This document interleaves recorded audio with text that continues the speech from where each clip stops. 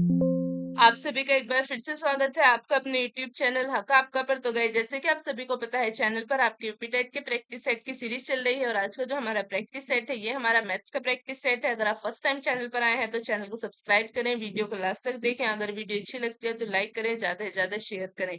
अगर आपने चैनल को अभी तक सब्सक्राइब नहीं किया है तो चैनल को सब्सक्राइब करें। और इसी के साथ आज के प्रैक्टिस सेट के फर्स्ट क्वेश्चन की तरफ चलते हैं, जिसमें हमारा क्वेश्चन है 1 से 50 तक सभी संख्याओं का औसत क्या है। What is the average of all numbers from 1 to 50?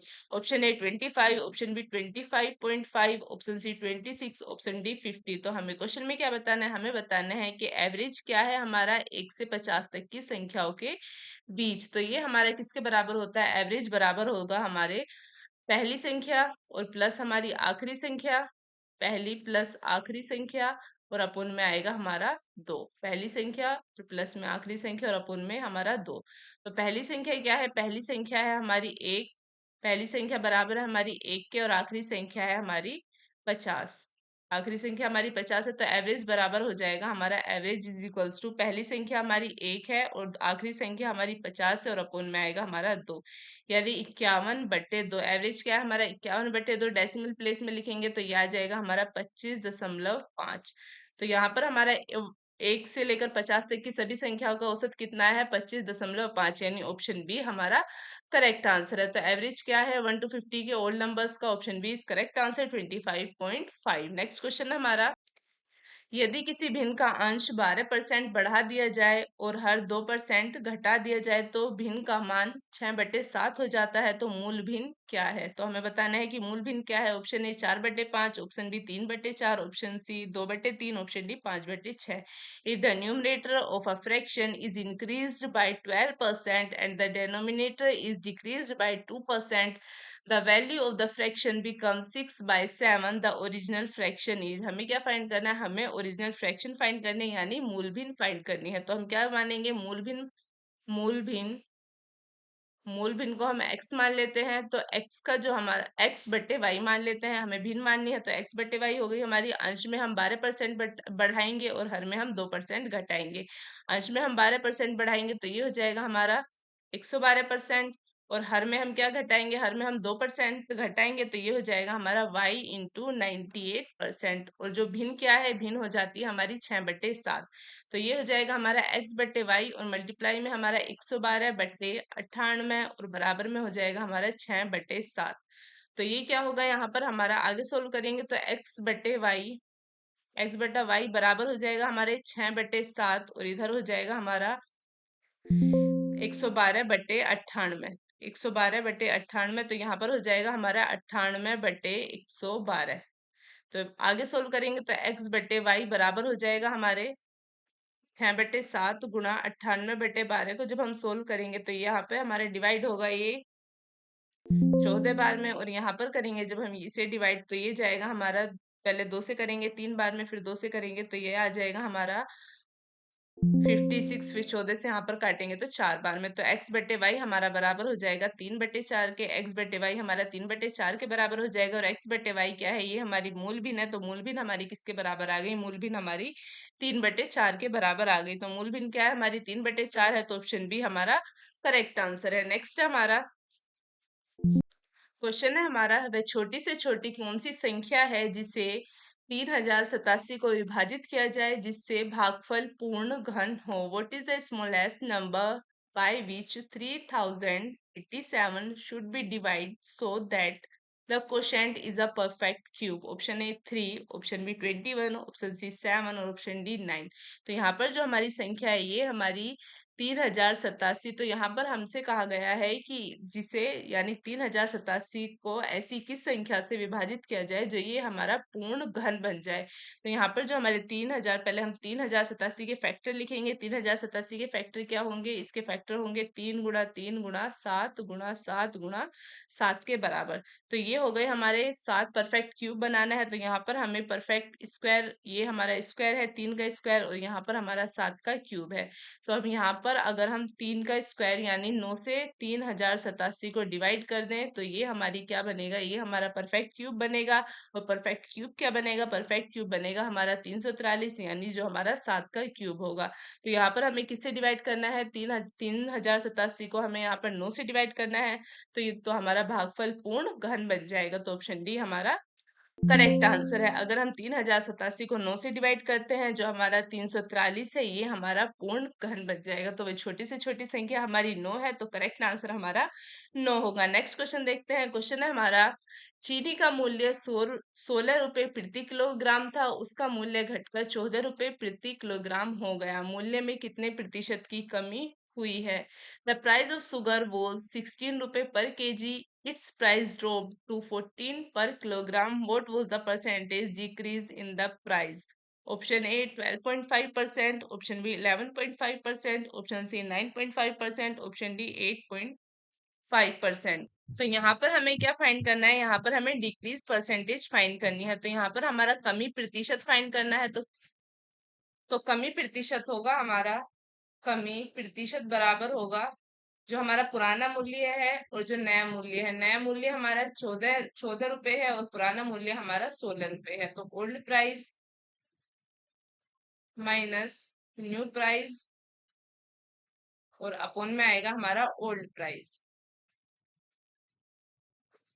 तो हमें प्रतिशत फाइंड करना है, इनटू में आएगा हमारा 100। ओल्ड प्राइस कितना है, ओल्ड प्राइस है हमारा, ओल्ड प्राइस है 16 रुपए का और न्यू प्राइस है हमारा 14 रुपए का। न्यू है हमारा 14 रुपए का, तो ये हो जाएगा हमारा 16 माइनस 14 और अपोन में हमारा ओल्ड प्राइस 16 है और इंटू में आएगा हमारा गुणा, क्योंकि हमें कमी का प्रतिशत फाइंड करना है। आगे सोल्व करेंगे तो ये आ जाएगा हमारा 2/16 और गुणा में आएगा हमारा 100, यानी 1/8 गुणा 100, जो बराबर होगा हमारे, यहाँ पर हम 4 से डिवाइड करेंगे, ऊपर 50 से, ये बराबर होगा हमारे 25/2 यानी 12/5% के बराबर होगा।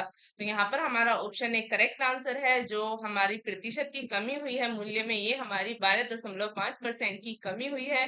तो ऑप्शन ए हमारा करेक्ट आंसर है। नेक्स्ट है हमारा, एक परीक्षा में 30% विद्यार्थी गणित में असफल रहते हैं, 25% अंग्रेजी में और 15% दोनों विषयों में असफल रहते हैं। सफल विद्यार्थी कितना प्रतिशत होंगे? In an examination 30% of students fail in mathematics, 25% fail in English and 15% fail in both subjects. What percentage of student pass? Option A 45%, option B 55%, option C 40%, option D 60%। तो एक परीक्षा है जिसमें 30% जो है वो हमारे गणित में असफल रहते हैं, जो हमारे मैथ में रहते हैं। तो मैथ्स में हमारे कितने असफल रहे, मैथ्स में हमारे 30% असफल रहे। उसके बाद आता है हमारा इंग्लिश, इंग्लिश में 25% असफल रहे यानी 25% असफल रहे। और मैथ्स प्लस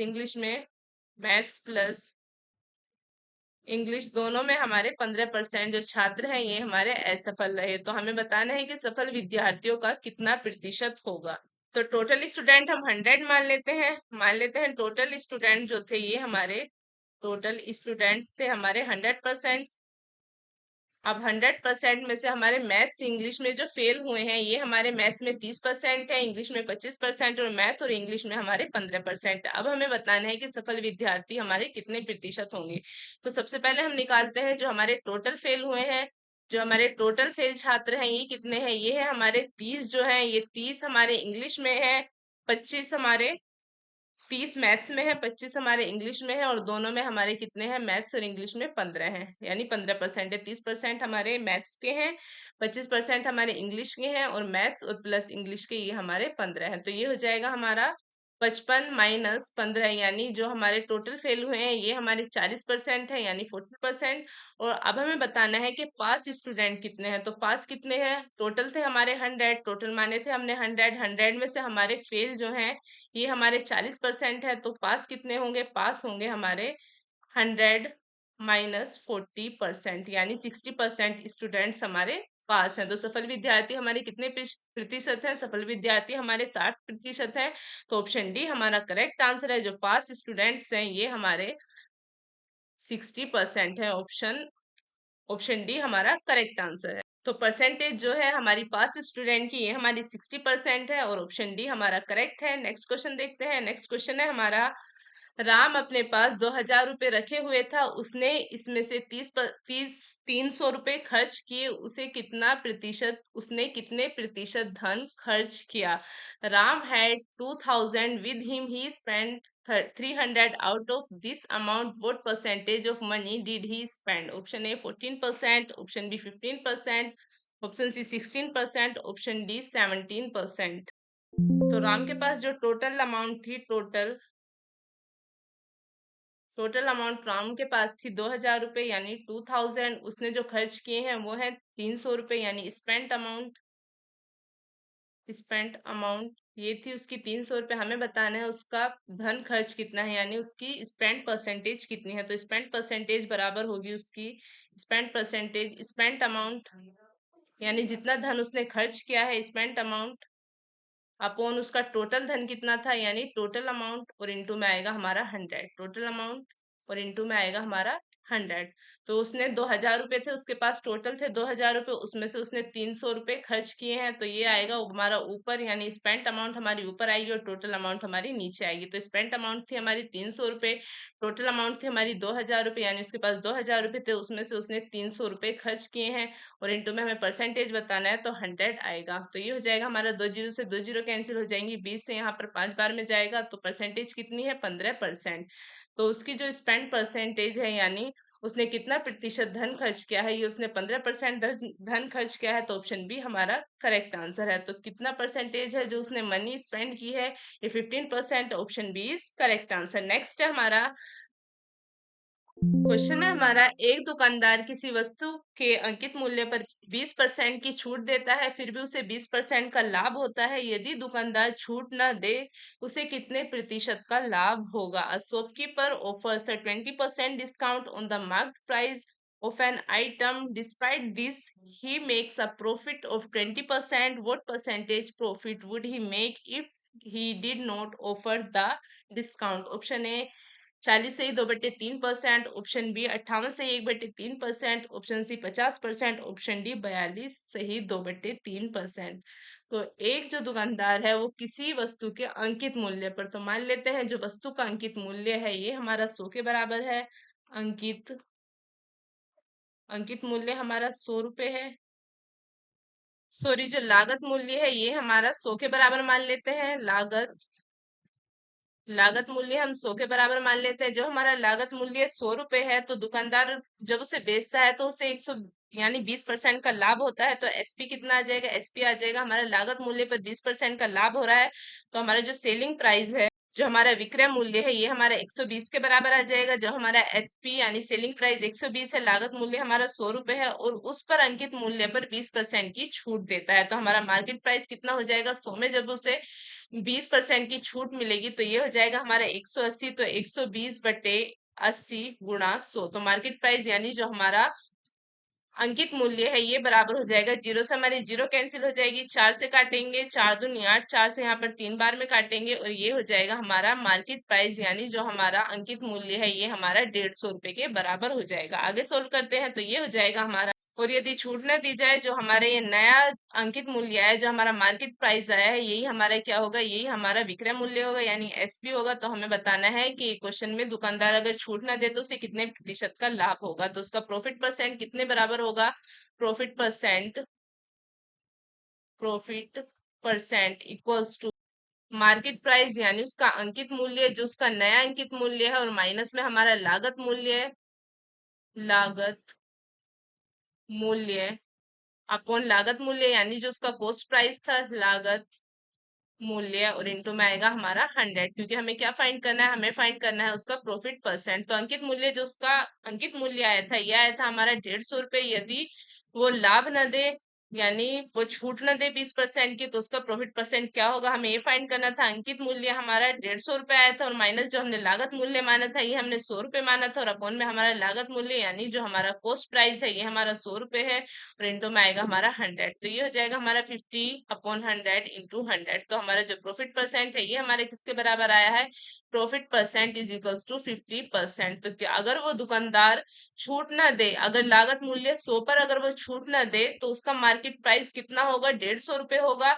अगर मार्केट प्राइस 150 रुपए है और लागत मूल्य उसका 100 रुपए है तो उसे कितने प्रतिशत का लाभ होगा, उसे 50% का लाभ होगा। तो ऑप्शन सी हमारा करेक्ट आंसर है। नेक्स्ट है हमारा क्वेश्चन है हमारा, 12 वस्तुओं का क्रय मूल्य 9 वस्तुओं के विक्रय मूल्य के बराबर है तो लाभ प्रतिशत क्या है? If the cost price of 12 items is equals to the selling price of 9 items, what is the profit percent? Option A 25%, option B 33.33%, option C 30%, option D 67.7%। तो हमारा जो 12 वस्तुओं का क्रय मूल्य है ये हमारे 9 वस्तुओं के विक्रय मूल्य के बराबर है। तो हमारा प्रॉफिट कितना होगा? प्रॉफिट होगा 12 वस्तुओं का क्रय मूल्य है 9 वस्तु के विक्रय मूल्य के बराबर। तो हमें कितने का प्रॉफिट हुआ? 3 वस्तुओं का यानी 3% का हमें प्रॉफिट हुआ। यानी हमें 3 का प्रॉफिट हुआ। हमें क्या फाइंड करना है? हमें प्रॉफिट परसेंट फाइंड करना है। तो प्रॉफिट परसेंट कितना हो जाएगा? प्रॉफिट प्रॉफिट परसेंट बराबर हो जाएगा हमारे 3 अपॉन जो हमारा कॉस्ट प्राइस है और इनटू में आएगा हमारा 100। तो कॉस्ट प्राइस कितना है? कॉस्ट प्राइस है हमारा 9, क्योंकि 12 वस्तुओं का जो क्रय मूल्य है 9 वस्तुओं के विक्रय मूल्य के बराबर है। तो क्रय मूल्य कितना आएगा? हमारा 9 वस्तुओं के बराबर आएगा। तो क्रय मूल्य यानी जो हमारा सीपीआई हमारा 9 के बराबर हो जाएगा।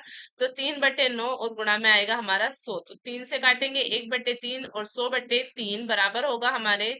तो प्रॉफिट परसेंट बराबर कितना होगा? हमारे 100/3 के बराबर होगा। और 100/3 बराबर होगा हमारे 33, सही 33.33 के बराबर। तो ऑप्शन बी हमारा करेक्ट आंसर है। जो हमारा 12 वस्तुओं का क्रय मूल्य 9 वस्तुओं के विक्रय मूल्य के बराबर था, तो हमारा प्रॉफिट परसेंट आया है 33.33%, यानी 100/3%, या हम ऐसे कह सकते हैं इसे 33 सही 1/3%। नेक्स्ट क्वेश्चन है हमारा, 3 भिन्न चौराहों पर 3 यातायात बत्ती क्रम से 41 सेकंड, 72 सेकंड तथा 100 सेकंड में बदलती हैं। यदि इन बत्तियों के रंग प्रातःकाल 8 बजे एक साथ बदले जाते हैं तो फिर से इन बत्तियों के रंग एक साथ पहली बार कब बदलेंगे? Traffic lights at 3 different intersections change at interval of 48 seconds, 72 seconds and 100 seconds respectively. If the lights change simultaneously at 8 a.m., when will they change together again for the first time? Option A 10 a.m., option B 9 a.m., option C 11 a.m., option D 10:30 a.m. तो 3 चौराहों पर 3 यातायात बत्तियां हैं। पहली हमारी 41 second, दूसरी 72 second और तीसरी हमारी 100 सेकंडों में बदली जाती है। जो प्रातःकाल सुबह 8 बजे एक साथ बदली गई थी, बताना है वो हमारी दोबारा कितने बजे बदली जाएगी। यानी जो हमारी ट्रैफिक लाइट है, 3 ट्रैफिक डिफरेंट लाइट है जो एक इंटरवल 48 सेकंड में, 48 सेकंड, 72 सेकंड और 100 सेकंड में रेस्पेक्टिवली चेंज होती हैं। तो बताना है यदि ये सिमुलटेनियसली 8 AM पर चेंज होती हैं तो दोबारा टुगेदर अगेन कौन से टाइम पर वो चेंज होंगी। तो 48, 72 और 100 है, तो हमें क्या करना है? 48, 72 और 100 का एलसीएम लेना है, या हमें 48, 72 और 100 के अलग अलग फैक्टर लिख लेते हैं। तो 48 के फैक्टर किसके बराबर होंगे? ये होंगे हमारे, तो ये होगा हमारा 2 इंटू 2 इंटू 2 इंटू 2 इंटू 3 के बराबर। और 72 के फैक्टर्स होंगे हमारे 2 इंटू 2 इंटू 2 इंटू 3 इंटू 3। 100 के होंगे हमारे 2 इंटू 2, और यहाँ पर हमारा 5 इंटू 5। तो ये हमारा 48 बराबर हो जाएगा हमारा 2 की पावर 4 गुणा 3 की पावर 1 के। उसके बाद हमारा जो 72 है ये बराबर हो जाएगा हमारा 2 की पावर 3 और 3 की पावर 2 के। उसके बाद है हमारा 100 बराबर हो जाएगा हमारा 2 की पावर 2 के और 5 की पावर 2 के। तो एलसीएम बराबर हो जाएगा इन होगा 48, 72 और 100 का एलसीएम कितना होगा? हाईएस्ट पावर है हमारी 2 की पावर 4, फिर उसके बाद है हमारी 3 की पावर 2 और फिर उसके बाद है हमारी 5 की पावर 2। तो हमारी जो हाईएस्ट पावर है 2 की पावर 4 है, 3 की पावर 2 है और 5 की पावर हमारी 2 है। तो एलसीएम किसके बराबर हो जाएगा? एलसीएम बराबर हो जाएगा हमारा, एलसीएम बराबर लैसे बराबर होगा हमारा 2 की पावर 4 गुणा 3 की पावर 2 गुणा 5 की पावर 2 के। यानी 2 की पावर 4 बराबर होगी हमारी 16 के बराबर, 3 की पावर 2 बराबर होगी हमारी 9 के बराबर, 3 की पावर 2 हमारी 9 के बराबर है और 5 की पावर 2 हमारी 25 के बराबर है। तो ये हो जाएगा हमारा 16 गुणा 9 गुणा 25 बराबर हो जाएगा हमारे 3600 के, 3600 सेकंड। तो इनों का एलसीएम कितना आया? 48, 72 और 100 का एलसीएम हमारा 3600 सेकंड आया। तो सेकंड को जब हम सेकंड कन्वर्ट्स इनटू मिनट, तो हम क्या करेंगे? 3600 को डिवाइड करेंगे हम 60 से डिवाइड करेंगे तो ये आ जाएगा हमारा 60 मिनट। यानी 60 मिनट किसके बराबर होंगी? 60 मिनट हमारे 1 घंटे के बराबर होंगी। तो ये दोबारा कितनी बार जो दोबारा एक साथ जलेंगी, ये हमारी 1 घंटे बाद जलेंगी। तब 1 घंटे बाद जलेंगी, पहले ये 8 बजे जली थी, पहले ये 8 बजे चली थी, तो 8 बजे से यानी 8 AM से जब 1 घंटे बाद जलेंगी, तो 1 घंटे बाद कितने बजे जलेंगी, ये जलेंगी हमारी 9 AM पर। तो यहाँ पर हमारा करेक्ट ऑप्शन कौन सा होगा, ऑप्शन ए हमारा करेक्ट है, यानी 9 AM। जो दोबारा से इन बत्तियों का रंग रंग एक साथ पहली बार कब बदलेंगी, 9 बजे बदलेंगी, यानी 9 AM।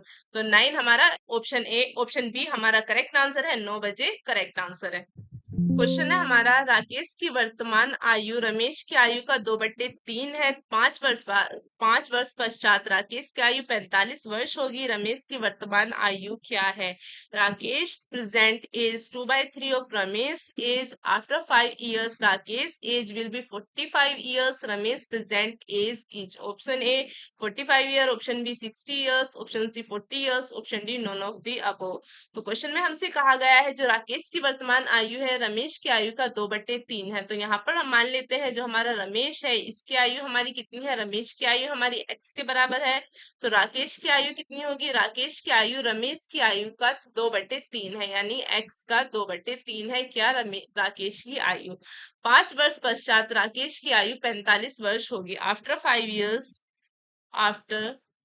years जो राकेश की आयु है ये 45 वर्ष होगी, यानी 2x/3 में 5 साल बाद किसके बराबर होगी, ये बराबर होगी जो वर्तमान एज है ये है 2x/3। 5 साल होगी तो 2x + 5 हो जाएगा, और ये बराबर है हमारी 45 साल के बराबर। तो ये हो जाएगा हमारा 2x/3। 5 यहाँ पर प्लस में है, इधर जाके क्या हो जाएगा, माइनस हो जाएगा 45 के। 2x/3 यहाँ पर किसके बराबर हो जाएगा, 40 के बराबर हो जाएगा। आगे सोल्व करते हैं तो ये हो जाएगा हमारा 2x बराबर 40 × 3, यानी 2x हमारा बराबर आ जाएगा 120 के। तो x बराबर हो जाएगा हमारा 60 वर्ष, यानी 60 years। तो हमारी क्या है, रमेश की आयु जो थी ये हमारी x के बराबर थी, और राकेश की आयु हमारी 2x/3 के बराबर थी।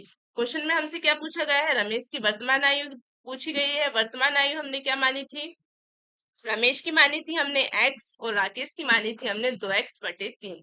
तो x बराबर हमारे 60 के है, और वर्तमान आयु जो है रमेश की ये भी हमारी कितनी है, x है। तो x बराबर 60 हो जाएगा, तो रमेश की आयु कितनी हो जाएगी, 60 साल के बराबर हो जाएगी। तो रमेश की वर्तमान आयु हमारी 60 साल है, तो ऑप्शन बी हमारा करेक्ट आंसर है, Ramesh present age is 16 years।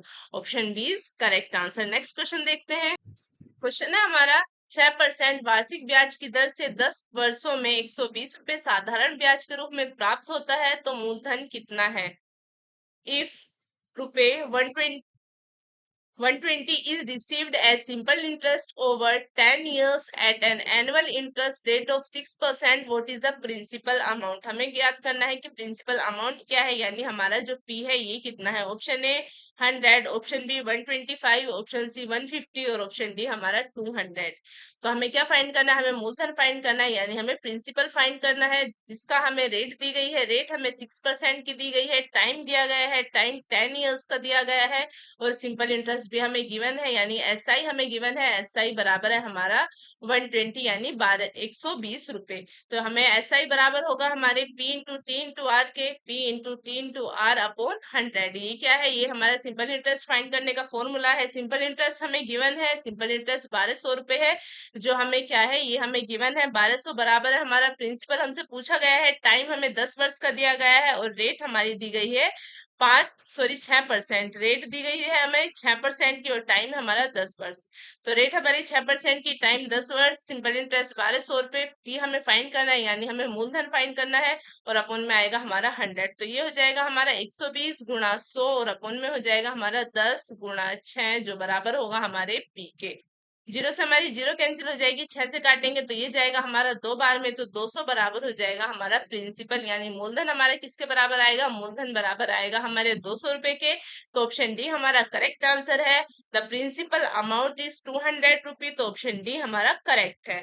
Question है हमारा, 5 प्रेक्षणों का औसत 35 पाया गया, लेकिन बाद में यह ज्ञात हुआ कि 55 को गलती से 35 पढ़ा गया। त्रुटि सुधार के पश्चात औसत है। The average of 5 observation was found to be 35. However, it was later discovered that 55 had been mistakenly read as 35 after correcting the error the average is, हमें बताना है कि करेक्टिंग के बाद एवरेज कितना होगा। Option A 35, option B 39, option D 40 और option D 45। तो गलत औसत कितना है? 5 प्रेक्षणों का गलत औसत जो है ये हमारा 35 पाया गया है। तो गलत औसत बराबर होगा हमारे 5 गलत गलत औसत। गलत औसत बराबर है हमारा 5 प्रेक्षणों का है, तो ये 35 गुणा 5, यानी गलत औसत किसके बराबर है? ये हमारे 175 के बराबर है। लेकिन बाद में यह ज्ञात हुआ कि 55 की जगह गलती से 35 पढ़ा गया। तो सही क्या होगा? सही औसत जब हम इसे सही करेंगे तो सही होगा ये हमारा, जो 35 की जगह है ये हमारा 55 पढ़ा गया है। तो 175 में हम क्या माइनस करेंगे? 35 और फिर प्लस करेंगे हम 55। तो ये किसके बराबर आ जाएगा? ये बराबर आएगा हमारे 195 के। गलत औसत हमारा 175 है और सही हमारा 195। तो त्रुटि सुधार के पश्चात औसत क्या है? तो त्रुटि सुधार के बाद 5 प्रेक्षणों का औसत बराबर होगा 5 प्रेक्षणों का औसत। और ये क्या है? ये त्रुटि सुधार के बाद है, तो त्रुटि सुधार के बाद कितना होगा? त्रुटि सुधार, तो त्रुटि सुधार के बाद हो जाएगा ये हमारा 195/5। 195/5 जो हमारा 195/5 होगा, और ये बराबर होगा हमारे 195/5 बराबर है हमारे 39 के। तो ये बराबर होगा हमारे 39 के। तो हमारा 5 परीक्षणों का औसत जो आया है वो त्रुटि सुधार के पश्चात 39 आया है। तो ऑप्शन बी हमारा करेक्ट आंसर है। After correcting error the average is 39, option B is correct answer. तो हमारा करेक्ट आंसर क्या है? 39 है। नेक्स्ट क्वेश्चन देखते हैं। हमारा नेक्स्ट क्वेश्चन क्या है? क्वेश्चन है हमारा, पूनम पेंटिंग के किसी काम को 4 दिन में पूरा कर सकती है, उसी काम को सोनिया 6 दिन में पूरा कर पाती है। यदि दोनों लड़कियां साथ में काम करें तो काम खत्म होने में कितना समय लगेगा? Poonam can complete a painting job in 4 days, while Sonia can complete the same job in 6 days. If both girls work together, how long will it take to finish the job? Option A हमारा 2 से 2/5 दिन, option B 3 से 1/2 दिन, option C 1 से 1/2 दिन, और option D हमारा 5 दिन। तो पूनम कितने दिन में करती है? पूनम करती है इसे 5 दिन में। पूनम किसी काम को यानी पेंटिंग के काम को 4 दिन में पूरा करी, यानी 4 डेज में कंप्लीट करी। उसी काम को सोनिया जो कर रही है, सोनिया कंप्लीट कर रही है 6 दिन में, यानी 6 डेज ले रही है। यदि पूनम और सोनिया एक साथ काम करें तो कितना टाइम लेंगी? तो टाइम टेकन बराबर होगा हमारे, टाइम टेकन बराबर होगा हमारे product of days, product of days, और अपॉन में आएगा हमारा sum of days, sum of days. तो प्रोडक्ट कितनी है दिनों की? पूनम जो है वो 4 दिन में कर रही है, सोनिया 6 दिन में कर रही है। उसी प्रकार प्रोडक्ट हो गई हमारी 4 गुणा 6, और सम हो गया हमारा 4+6, यानी हमारा ये बराबर आएगा 24/10 के, जो हमारा बराबर होगा यहाँ पर 12/5 के, यानी 12/5 हमारा बराबर होगा 2 सही 2/5 के। तो ये हमारा यहाँ पर सोनिया और पूनम जब एक साथ काम करती है तो ये हमारा कितने दिन में काम को पूरा कर लेंगी? 2 सही 2/5 दिन में पूरा कर लेंगी। तो ऑप्शन ए हमारा करेक्ट आंसर है। How long will it take to finish the job? तो कितने दिन लेंगी? 2/5 डेज। तो ऑप्शन ए हमारा करेक्ट आंसर है। नेक्स्ट क्वेश्चन देखते हैं। नेक्स्ट क्वेश्चन क्या है? क्वेश्चन हमारा, पहले 5 प्रेक्षणों का औसत 7 है और पहले 6 प्रेक्षणों का औसत भी 6 है, तो 6वां प्रेक्षण होगा।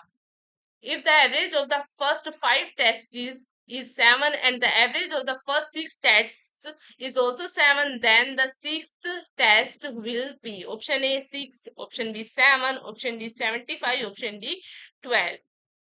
तो पहले 5 प्रेक्षणों का औसत कितना है? पहले पहले 5 का औसत जो है, ये पहले 5 प्रेक्षणों का औसत बराबर होगा पहले 5 प्रेक्षणों का औसत। तो ये बराबर होगा हमारे 5 गुणा 7, यानी बराबर हो गया ये हमारे 35 के। और पहले 6 प्रेक्षणों का औसत 7 है। तो और पहले 6 प्रेक्षणों का औसत कितना है? पहले 6 प्रेक्षणों का औसत,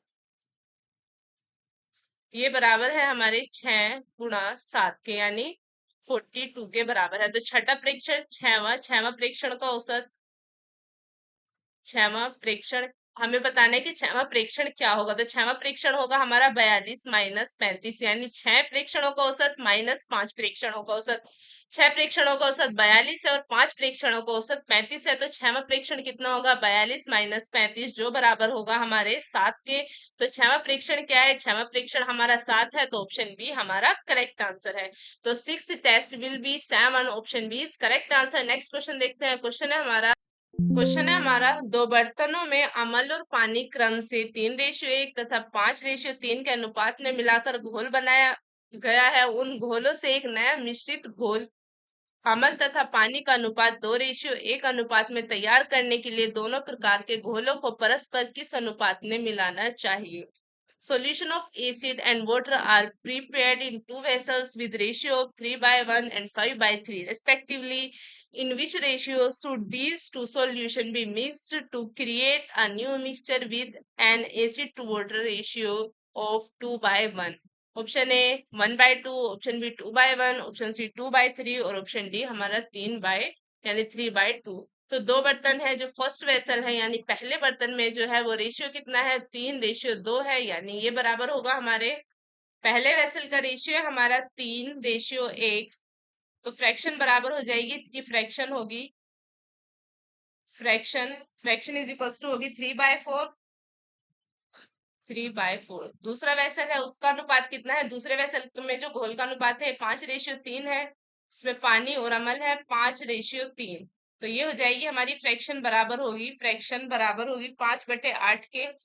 और तीसरा है हमारा जो थर्ड है, थर्ड वेसल में हमारा ये है हमारा 2:1 का अनुपात है थर्ड में, यानी जो दोनों का मिक्सचर यानी जो फाइनल मिक्सचर है, ये जो थर्ड रेशियो है ये बराबर है हमारा 2:1 के। तो इसकी फ्रैक्शन बराबर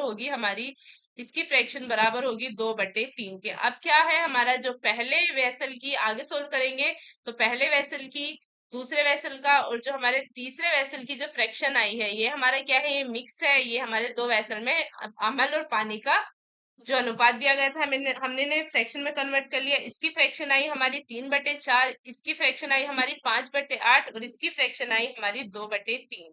और जब हम 4, 8 और 3 का एलसीएम लेंगे तो ये हमारा बराबर आएगा 24 के बराबर आएगा। तो ये वाली फ्रैक्शन हो जाएगी, यानी हमारी जो फर्स्ट फ्रैक्शन है ये बराबर हो जाएगी हमारे 18/24 के। 24 के। दूसरी बराबर होगी हमारी 15/24 के, ये बराबर होगी 15/24 के। और ये बराबर हो जाएगी हमारी 16/24 के। 16/24 के बराबर हो जाएगी। अब हमें क्या करना है? हमें बताना है कि यहाँ पर हमारे अनुपात, ये 2:1 का अनुपात तैयार करने के लिए हमें दोनों प्रकार के घोलों को किस अनुपात में मिलाया जाना चाहिए। तो हम क्या करेंगे? यहाँ पर हम एलिगेशन नियम लगाएंगे। तो एलिगेशन नियम लगाएंगे तो ये हो जाएगा, जो हमारा मीन है 16/24, और जो हमारी दूसरे वैसल की और पहले वैसल की, ये हमारा वैसल 1 और ये हमारा वैसल 2। इसकी फ्रैक्शन क्या है? वैसल 1 की फ्रैक्शन है हमारी 18/24 और वेसल 2 की फ्रैक्शन जो है ये हमारी 15/24, और जो मीन फ्रैक्शन है ये आई है हमारी 16/24। अब क्या करेंगे हम? यहाँ पर 15/24 माइनस 16/24, और इधर करेंगे हम 18/24 माइनस 16/24। ये बराबर हो जाएगा हमारे 2/24, 2/24 के बराबर हो जाएगा। और ये बराबर हो जाएगा हमारे 1/24 के। 1/24 और 2/24 के बराबर आ गए हैं हमारे दोनों अनुपात। हमें बताना था कि किस अनुपात में मिलाना है। 24 से 24 हमारा कैंसिल हो जाएगा, तो किस अनुपात में मिलाना चाहिए? 1:2 के अनुपात में। जब एसिड और वाटर को मिलाएंगे तो हमारा 2:1 का अनुपात तैयार हो जाएगा। तो ऑप्शन ए हमारा करेक्ट आंसर है। 1:2 के जो हमारा रेशियो है इसमें मिलाना चाहिए। ऑप्शन ए हमारा करेक्ट आंसर है। नेक्स्ट क्वेश्चन देखते हैं। नेक्स्ट क्वेश्चन है हमारा 71 तथा एक अज्ञात संख्या के गुणनफल में 47 जोड़कर एक नई संख्या प्राप्त की जाती है। उस नई संख्या को 7 से विभाजित करके 98 भागफल प्राप्त किया जा सकता है। तदनुसार वह अज्ञात संख्या निम्न में से किस संख्या का गुणज है? A new number is obtained by adding 47 to the product of 71 and unknown number dividing the new number by 7 yields a quotient of 98. Accordingly, the unknown number is a multiply of which of the following? Option A 2, option B 4, option C 5 and option D is 3। तो यहाँ पर मान लेते हैं जो unknown number है ये हमारा 3 है। वो अननोन नंबर हम यहाँ पर x मान लेते हैं। जो अज्ञात संख्या है, अज्ञात संख्या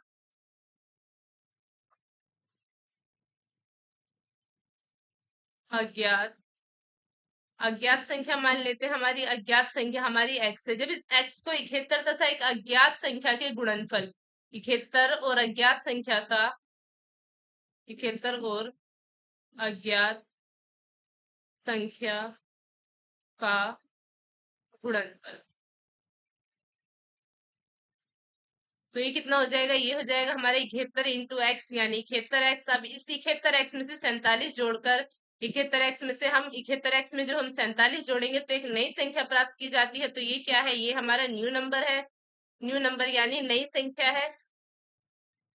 न्यू नंबर है ये हमारा नई संख्या। अब इसी का क्या करना है, नई संख्या को 7 से विभाजित करके 98 भागफल प्राप्त किया जा सकता है। नई संख्या क्या है, नई संख्या है हमारी 71x प्लस 47। जब हम इसे 7 से डिवाइड करेंगे तो कितना भागफल प्राप्त होगा, ये प्राप्त होगा हमारा 98। 98 भागफल प्राप्त किया जाता है। हमें बताना है कि वो अज्ञात संख्या निम्न में से किस संख्या का गुणज है। तो यहाँ पर हो जाएगा हमारा 71x प्लस 47। जब हम इसे सोल्व करेंगे तो यहाँ आ जाएगा हमारा 98 गुणा 7। तो यहाँ पर रहेगा हमारा 71x प्लस 47 और ये बराबर हो जाएगा हमारा 98 गुणा 7 बराबर होगा हमारा 686 के बराबर। 71x बराबर 686 माइनस 47, ये हो जाएगा हमारा 639 बराबर 71x। तो x बराबर हो जाएगा हमारा यहाँ पर 639 और अपोन में आएगा हमारा 71। डिवाइड करेंगे तो x बराबर आ जाएगा हमारा 9। तो यहाँ पर जो हमारी अज्ञात संख्या है ये हमारी बराबर आई है 9 के। अज्ञात संख्या हमारी 9 है तो वो किसका गुणज होगा, हमारा 9 ना तो 2 का गुणज होता है, ना 4 का गुणज होता है, ना 5 का गुणज होता है। 9 हमारा 3 का गुणज होगा। तो ऑप्शन डी हमारा करेक्ट आंसर है। तो अज्ञात संख्या यहाँ पर हमारा 3 का गुणज है। Option D is correct answer. Next question देखते हैं। क्वेश्चन है हमारा ए और बी के पास मिलाकर बी और सी ए और बी के पास मिलाकर बी और सी से 3 गुना है, जबकि ए बी सी के पास मिलाकर ए से 30 अधिक है। यदि बी के पास सी से 5 गुना है तो ए के पास कितने होंगे। A combined amount held by A and B is 3 times that for B and C, whereas the combined total ABC is 30 more than A's amount. If B has 5 times the amount of C has, how much does A have? Option A 60 रुपए, option B 65 रुपए, option C 75 रुपए और option D 45 रुपए। तो यहाँ पर हमसे question में कहा गया है ए और बी के पास मिलाकर बी और सी से 3 गुना है। जो ए प्लस बी के पास है ये बी और सी के 3 गुना है। यहाँ पर ये इसका 3 गुना है। तो यहाँ पर हमारा जो b प्लस सी है ये बराबर 30 है और b बराबर है हमारा b प्लस सी हमारा 30 है और b बराबर है 25 के। तो यहाँ पर इन लोगों की सबकी वैल्यू रखते हैं तो हमारी a की वैल्यू आ जाएगी a प्लस बी हमारा 25 है और बराबर में होगा हमारा 3 गुणा b प्लस सी है हमारा 30। तो ये हो जाएगा हमारा 90 माइनस 25 बराबर में आ जाएगा हमारा 65। तो हमारा 65 कितना होगा, 65 a बराबर होगा हमारा 65। तो ये आ गया हमारा ए बराबर 65। तो ए के पास कितने होंगे, ए के पास 65 रुपए होंगे। तो ऑप्शन बी हमारा करेक्ट आंसर है। नेक्स्ट है हमारा 1.07 गुणा 65 प्लस 1.07 गुणा 26 प्लस 1.07 गुणा 9 का मान है। हमें बताना है, वैल्यू बतानी है हमें किसकी, 1.07 की और गुणा में है हमारा 65। 1.07 गुणा 65 की वैल्यू बतानी है हमें। 1.07 गुणा 65 प्लस 1.07 गुणा 26 प्लस 1.07 गुणा 9। हमें बताना है कि इन सबका मान क्या है। तो 1.07 गुणा 65 का मान आएगा हमारा 69.55 के बराबर। फिर उसके बाद है हमारा प्लस 1.07 गुणा 26 का मान बराबर आएगा हमारे 27.82 के बराबर। उसके बाद है हमारा 1 गुणा 9, तो ये बराबर आएगा हमारा 1.07 गुणा 9 बराबर आएगा हमारे 9.63 के बराबर। अब हम क्या करेंगे, अब हम इन तीनों को ऐड करेंगे। 69.55, 27.82 और यहाँ पर आएगा हमारा 9.63। तो ये हमारा किसके बराबर आएगा, ये बराबर आएगा, जब हम तीनों को ऐड करेंगे तो ये हमारा 107 के बराबर आएगा। तो इसका मान हमारा किसके बराबर आया, इसका मान हमारा 107 के बराबर आया है। तो ऑप्शन डी हमारा करेक्ट आंसर है। ऑप्शन डी 107 हमारा करेक्ट आंसर है। नेक्स्ट क्वेश्चन देखते हैं। नेक्स्ट क्वेश्चन है हमारा √3 प्लस √5 मल्टीप्लाई ब्रेकेट में हमारा 3√3 upon √3 plus √5 minus √5 upon √3 plus √5 का मान है। हमें इसका मान बताना है। ऑप्शन है हमारा √2, ऑप्शन बी है हमारा 3√3 -5, ऑप्शन सी है हमारा √2 और ऑप्शन डी है हमारा 2। तो यहाँ पर हमारी जो इक्वेशन है ये क्या है, हमारी √3 प्लस √5, √3 प्लस √5, फिर है हमारा मल्टीप्लाई, मल्टीप्लाई में के ब्रेकेट के अंदर है हमारा √3, 3 और √3 और अपॉन में हमारा √3 प्लस √5 और माइनस में हमारा √5 और अपॉन में हमारा √3 और प्लस में हमारा √5। जब हम यहाँ पर इसे सोल्व करेंगे ब्रेकेट को, तो एलसीएम लेंगे 3 और प्लस √5, तो ये हो जाएगा हमारा 3 और माइनस में हमारा √5 और इंटू में आएगा हमारा √3 प्लस √5। तो यहाँ पर हमारा √3 से √5 कैंसिल हो जाएगा, बचेगा हमारा 3√3 माइनस √5। तो इसका मान हमारा किसके बराबर होगा, इसका मान होगा हमारा 3√3 माइनस √5 के बराबर होगा इसका मान। तो ऑप्शन बी हमारा करेक्ट आंसर है, 3√3 माइनस √5। क्वेश्चन है हमारा, 360 मीटर लंबी रेलगाड़ी अपनी अपने समान लंबाई वाले प्लेटफॉर्म को पार करने में 36 सेकंड लेती है। रेलगाड़ी की गति है, ऑप्शन ए 36 किलोमीटर प्रति घंटा, ऑप्शन बी 72 किलोमीटर प्रति घंटा, ऑप्शन सी 80 किलोमीटर प्रति घंटा, ऑप्शन डी 60 किलोमीटर प्रति घंटा। A 360-meter long train takes 36 seconds to cross a platform of the same length. The speed of train is, हमें बताना है कि ट्रेन की स्पीड कितनी है। स्पीड बराबर होता है हमारे speed of train is equals to distance upon time. Distance upon time. Distance है यहाँ पर 360 मीटर, डिस्टेंस गिवन है 360 मीटर, और जो उसकी टाइम है, टाइम गिवन है 36 सेकेंड।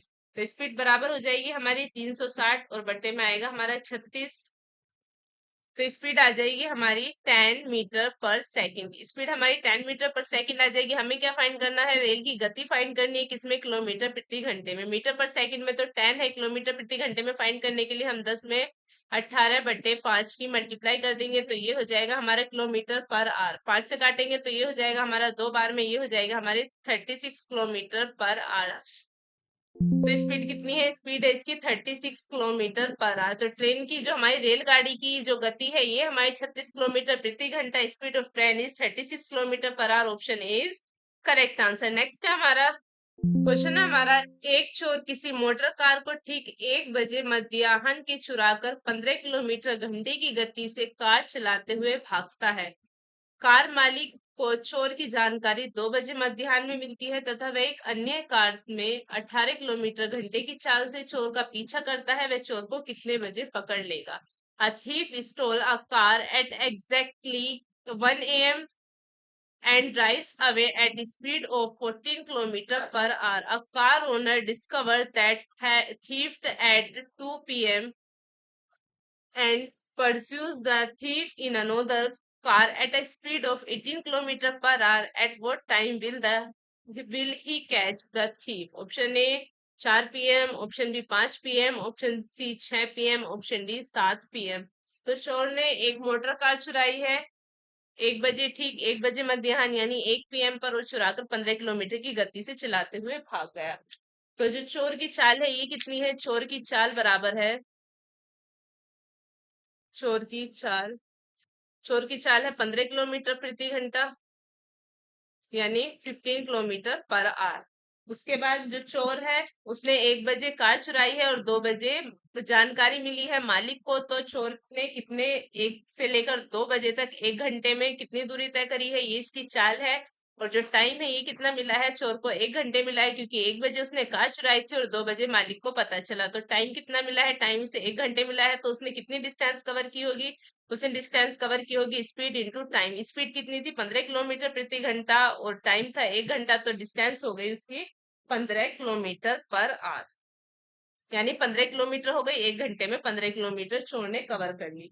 तो 2 बजे तक चोर ने 15 किलोमीटर जो डिस्टेंस है वो कवर कर ली। अब जो मालिक है और चोर है दोनों एक दिशा में भाग रहे हैं, दोनों की जो रिलेटिव स्पीड है, रिलेटिव स्पीड, रिलेटिव स्पीड है जो चोर की है ये कितनी है, चोर की तो 15 किलोमीटर प्रति घंटा है, और मालिक की जो है, मालिक की है 18 किलोमीटर प्रति घंटा और चोर की है 15 किलोमीटर प्रति घंटा।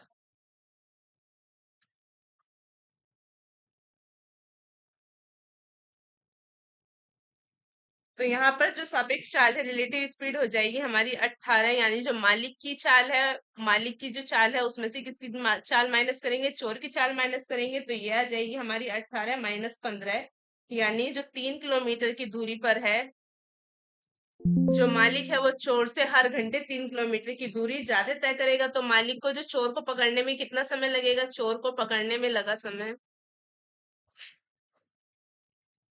चोर को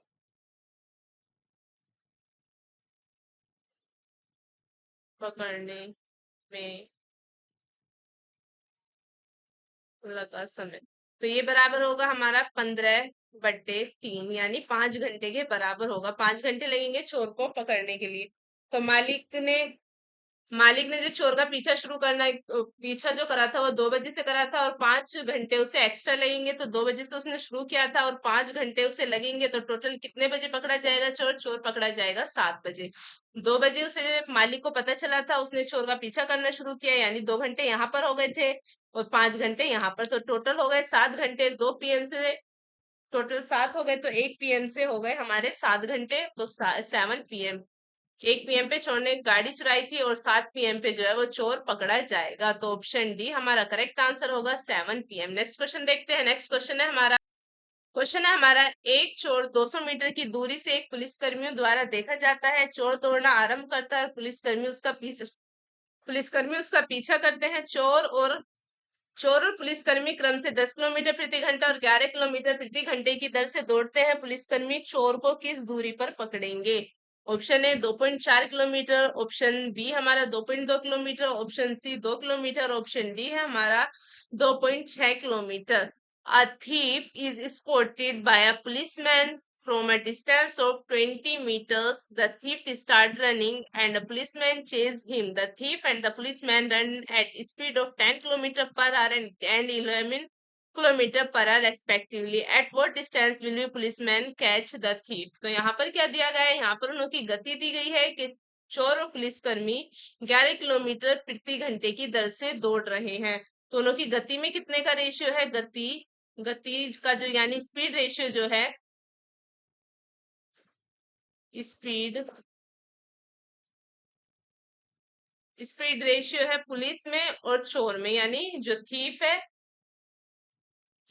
और पुलिस थीफ और पुलिस का जो रेशियो है ये हमारा किसके बराबर है, ये बराबर है हमारा 10/11 के बराबर। ये बराबर हमारा 10/11 के। ये क्या है, इन लोग का स्पीड का रेशियो है। अब क्या होगा, इन लोग का जो डिस्टेंस का रेशियो होगा ये होगा स्पीड के रेशियो के रिवर्स। तो ये हो जाएगा हमारा पुलिस, क्योंकि यहाँ पर हमारा टाइम सेम है, तो पुलिस का जो हमारा रेशियो है, जो थीफ का रेशियो है पुलिस का रेशियो हो जाएगा, पुलिस का रेशियो हमारा थीफ का रेशियो हो जाएगा। तो यहाँ पर थीफ का रेशियो हो जाएगा और थीफ और पुलिस का रेशियो हो जाएगा हमारा 11/10।